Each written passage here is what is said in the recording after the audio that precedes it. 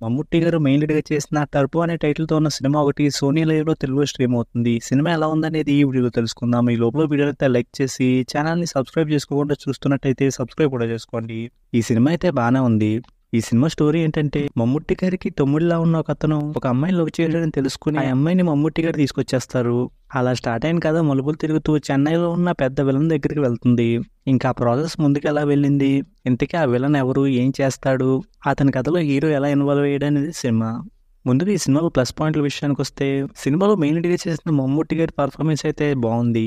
ఆయన క్యారెక్టర్లో 2 రకాల వేరియేషన్స్ ఉన్నాయి. ఆ రెండింటిని బాగా చూపించారు. ఆయన సినిమాలో అమ్మకు భయపడుతూ అమాయకంగా ఉంటూ చాలా సీన్స్ లో ఫన్ ని బాగా జనరేట్ చేశారు. అలాగే ఆయన జోలికి వచ్చే వాళ్ళ మీద రియాక్ట్ అవ్వడం కూడా బాగుంది. ఇక సినిమాలో వచ్చే ఫైట్ సీన్స్ బాగున్నాయి.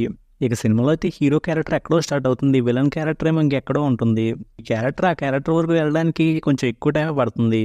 కానీ సినిమాని ఈ లోపల ఎక్కడ బోర్ కొట్టకుండా ఇంట్రెస్టింగ్ అనిపించే హీరో క్యారెక్టరైజేషన్తో, కొన్ని ఫన్ సీన్స్తో, యాక్షన్ ఎపిసోడ్స్తో బాగానే ముందుకు తీసుకెళ్లారు.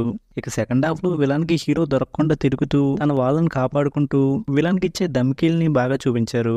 ఇంకా విలన్ క్యారెక్టర్లో కనిపించిన రాజ్బీ శెట్టి గారి పర్ఫార్మెన్స్ కూడా బాగుంది.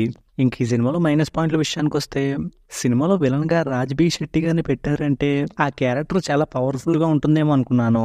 అలానే ఆ క్యారెక్టర్ పవర్ఫుల్ అన్నట్టుగానే చూపించారు. కానీ తర్వాత సినిమా ముందుకెళ్లే కొద్దీ రెగ్యులర్ విలన్ క్యారెక్టర్ లాగా అయిపోయినట్టు అనిపించింది. ఇక సినిమాలో హీరోకి విలన్ కి మధ్య సీన్స్ ఎప్పుడు వస్తాయని వెయిట్ చేసే వాళ్ళు కొంచెం ఎక్కువసేపు వెయిట్ చేయాల్సి వస్తుంది. ఈ సినిమాలో విలన్ చేసే క్రైమ్ ని కూడా సరిగ్గా ఎలివేట్ చేయలేదు అనిపించింది. ఇక సినిమా సెకండ్ హాఫ్ లో హీరోకి విలన్ కి మధ్య బలమైన సీన్స్ వస్తాయి అనుకున్నాను.